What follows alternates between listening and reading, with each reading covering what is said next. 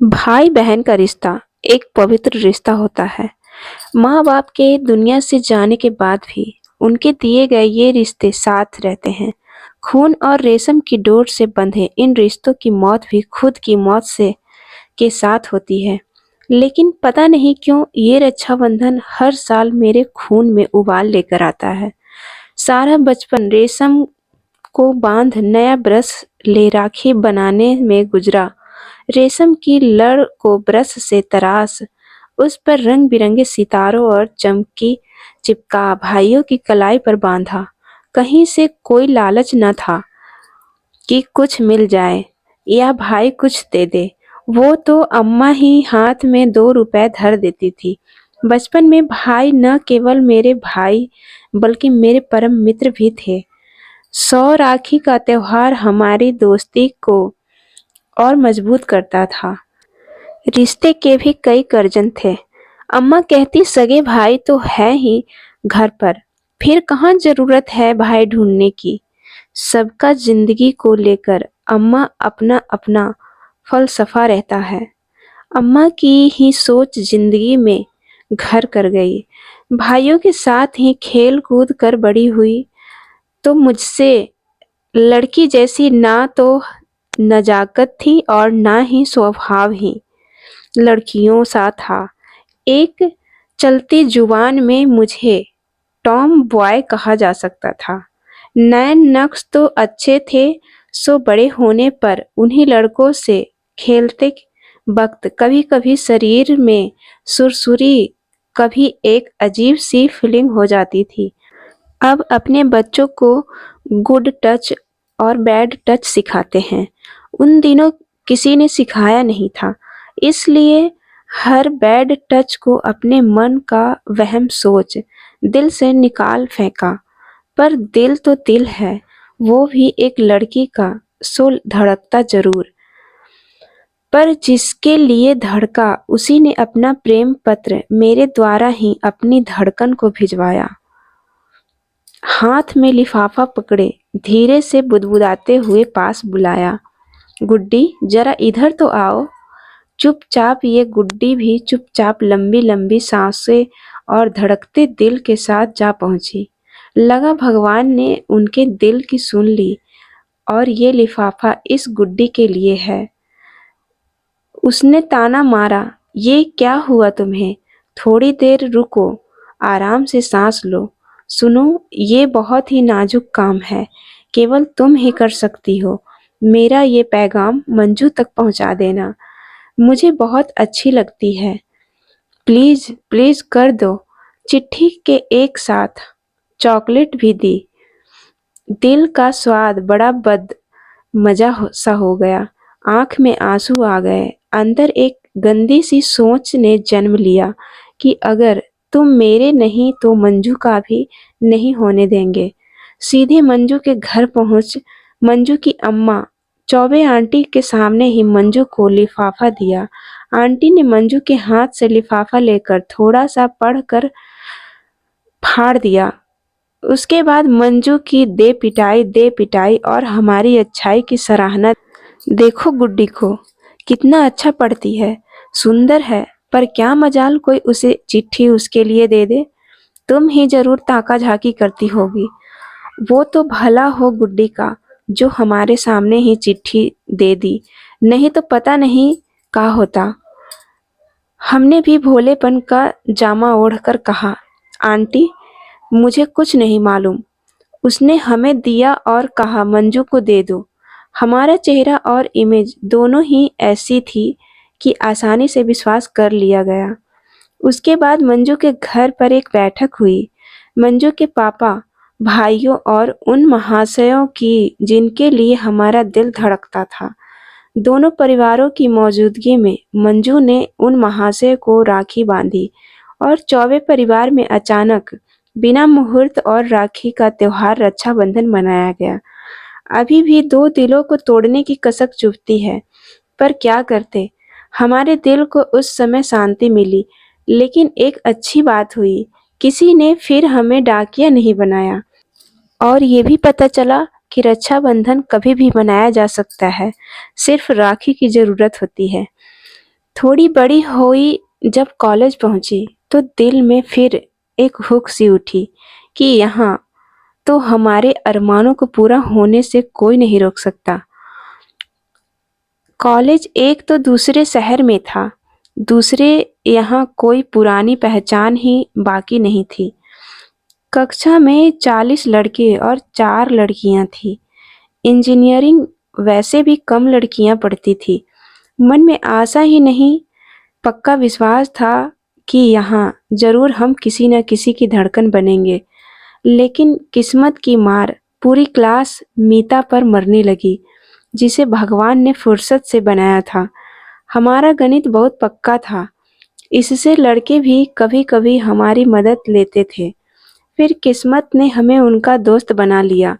प्यार तो बहुत करते थे, पर भाइयों की बहन बनाकर। सीनियर बैच में एक लड़का था जो हमारी पुरानी धड़कन को जानता था, और उसे मंजू तक पत्र पहुंचाने वाला वाकया भी मालूम था। उन दिनों रैगिंग भी बहुत हुआ करती थी। उसने हमें क्लास में जाने से रोक लिया और बाहर थोड़ी दूर ले जाकर अपने दोस्त का दिल तोड़ने का बदला उस दिन लिया। उसने अपनी जेब से करीब 10 राखियां निकाली और हमसे 10 सीनियर लड़कों के हाथों में बंधवाई। सारे लड़के कोरस में गाने लगे, फूलों का तारों का सबका कहना है, 1000 में गुड्डी बहना है। हमें तो जैसे काटो तो खून नहीं। उस दिन हम ना रहे और मैं बन गए। वापस क्लास में आकर भी मैं सुबकती रही। बाकी 3 लड़कियों को तो इल्म भी नहीं था कि मेरे साथ क्या घटा है, और ना ही मेरी बताने की हिम्मत थी। दूसरे दिन ये बात पूरे कॉलेज में फैल गई और लोग मुझे देखकर बातें करने लगे। दिखने और पढ़ने दोनों में ही मैं बहुत अच्छी थी। इससे ना केवल लड़कियां बल्कि लड़के भी हैरान हो गए। दिल इतना आहत हुआ कि इसकी शिकायत खुद से भी नहीं करना चाहती थी।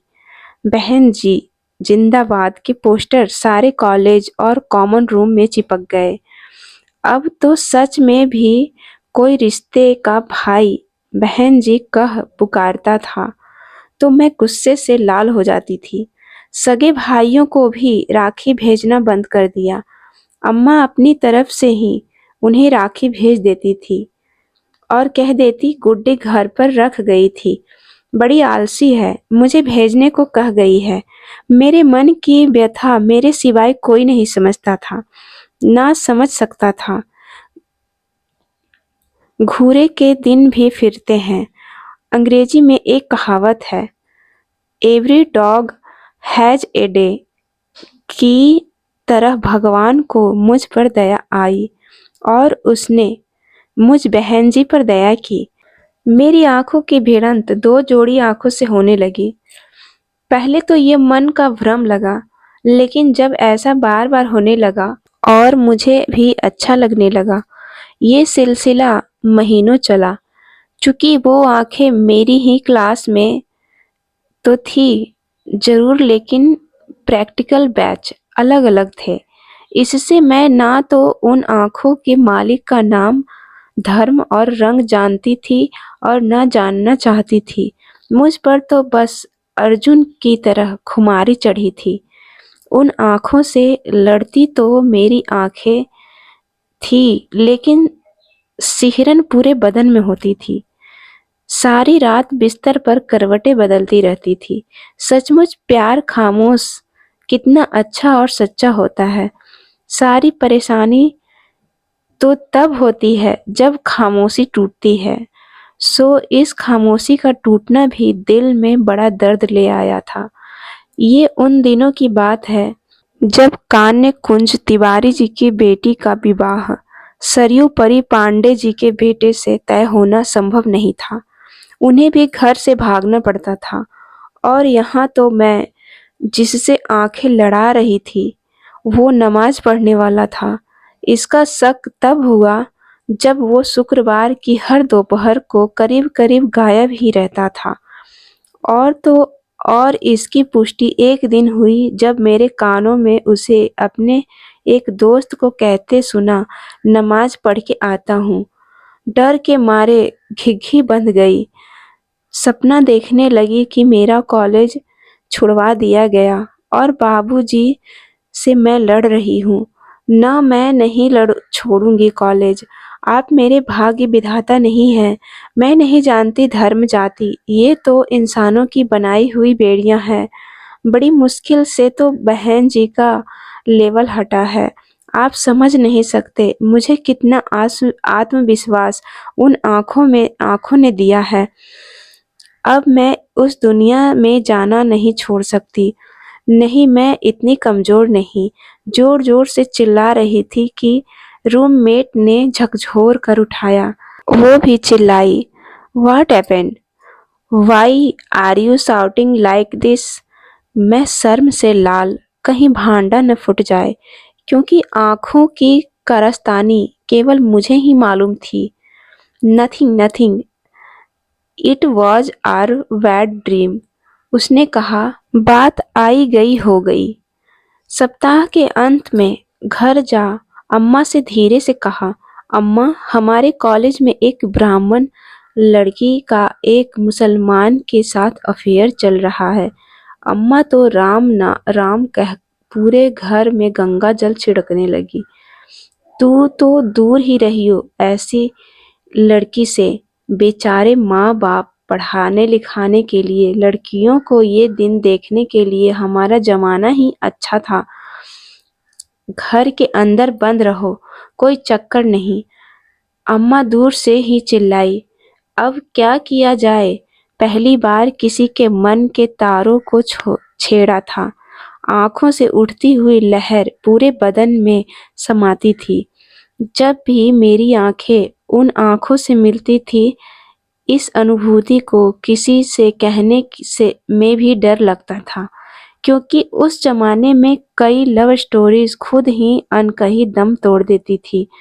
कुछ दिनों तक तो रात क्या दिन में उठते बैठते सपने देखती, और मैं ये सपने धारावाहिक की तरह सताते लगता। ये दुनिया छोड़ उन महाशय को ले कहीं उड़न छू हो जाऊं। जिंदगी इसी कश्मकश में गुजर रही थी कि घर में मेरी शादी की बात चलने लगी, जिसका कारण भी मैं ही थी। मैंने ही अम्मा से अपनी काल्पनिक ब्राह्मण सहेली और उसके मुसलमान आशिक का जिक्र किया था। अब भोगना भी मुझे ही था। किसी तरह साहस जुटाकर बचपन की एक दोस्त, जिसका नाम फातिमा था, उसका दरवाजा खटखटाया। दोस्ती करने के बहाने एक संडे उसके घर गई। बाप रे! घर के अंदर से आती मांस की खुशबू, पर मेरे लिए तो वो बदबू थी। उससे सर चकराने लगा। मुझे देख वो भी आश्चर्य में आ गई। अंदर से नकाब पहनी उसकी भाभी आई, जिसने हाथों में भी काले दस्ताने पहने थे। फातिमा एक चीनी मिट्टी की सफेद प्लेट में कुछ कटे हुए फल लेकर आई। मेरे माथे पर पसीने की बूंदें छलकने लगी। फातिमा तो मुझे देख बड़े प्रसन्न थी और उसने कहा, "पहले ये फ्रूट्स खा ले, फिर आज खाना खा के ही जाना। अम्मी सालन बड़े मजे का बनाती है।" मैंने किसी तरह कटे हुए फल के एक दो टुकड़े खाए और किसी तरह बहाना बनाकर घर की तरफ सरपट दौड़ी आई। मैंने पूरी रात खुद को सपने में एक काले बुर्के और हाथ में चीनी मिट्टी की प्लेट में मुर्गे की टांग खाते देखा। अपने ऐसे भविष्य की तो कल्पना ही नहीं की थी। पूरी रात पसीने पसीने होती रही और इसी उधेड़ बुन में वीकेंड खत्म हो गया और मैं फिर वापस कॉलेज और हॉस्टल की दुनिया में चली गई। प्यार की खुमारी अभी उतरी कहाँ थी। धारावाहिक की तरह सपने अभी भी रातों के साथी थे। सपनों ने अब नई करवट ले ली थी, जिसमें मैं एक छोटी सी चिड़िया और वो एक चिड़ा था। मैं कहती, "चलो नीड़ बनाए, चिड़ा जवाब देता, कैसे? पहले मेरे साथ तो आ। मैं कहती, शुरुआत तो कर पहले। मैं आ जाऊंगी। वो कहता, अकेले नहीं बन सकता मेरा काम, तो सिर्फ तिनके लाना है, सहेजना और तरीके से सजाना तो तुम्हारा काम है। मैं कहती, डर लगता है जमाने से, हिम्मत जुटाती हूँ। सपने में भी मैं हिम्मत न जुटा पाई। जब घोंसला ही नहीं बनाया तो अंडे कहाँ से देते। जब कभी सपने में हिम्मत जुटाती तो कभी अम्मा तो कभी पापा को एक पेड़ से गले में फंदा डाले पाती। अम्मा के एक दूर के भाई की बेटी डॉक्टर बनी और अपने ही एक मुसलमान सहपाठी डॉक्टर से भागकर शादी कर ली। खबर पाते ही मामा जी को दिल का दौरा आया और अस्पताल पहुंचने के पहले ही वो चल बसे। मैं तो अब इतना डर गई थी, जल्द ही अपने मेहनत से बुरका मुर्गा और चिड़ा चिड़ी का सपना उतार फेंका। लेकिन अब तक उन महाशय के सपने में शायद मैं भी आने लगी थी। उन्होंने अपने एक मित्र के जरिए अपना पैगाम मुझ तक पहुंचाया। मैं तो साफ मुकर गई और बड़े आदर्श की बात की। फिर क्या था, पुनः मुझको भर की तरह पूरे क्लास की बहन जी बन गई। उसका चेहरा कुछ दिनों तक उतरा रहा, फिर उसने भी भाइयों का गैंग ज्वाइन कर लिया। कहते हैं ना कि प्यार में हारा हुआ आशिक कुछ भी कर सकता है। बस फिर क्या था, उसने भी अपने पैतरे दिखाने शुरू कर दिए। राखी पर एक बड़ा राखियों से भरा पार्सल घर आया, जिस पर लिखा था, प्यारी बहना के लिए भाइयों की ओर से सप्रेम भेंट। घर पर भी मुझे बहन जी कहने लगे। अब भी रक्षाबंधन मेरे घावों को हरा कर देता है। पति और बच्चे मुझसे जी जान से प्यार करते हैं, लेकिन वे भी अब तक नहीं समझ पाए कि रक्षाबंधन से मुझे इतनी चिढ़ क्यों है। तो दोस्तों, उम्मीद करती हूँ आप लोगों को यह कहानी पसंद आई होगी। अगर हमारे चैनल पे नए हैं तो चैनल को सब्सक्राइब कर लें और घंटी के बटन को दबाना ना भूलें। तो मिलते हैं किसी और स्टोरी में। तब तक के लिए आप लोग हमारी कहानी को सुनते रहिए, हंसते मुस्कुराते रहिए, हमेशा खुश रहिए। तब तक के लिए बाय बाय।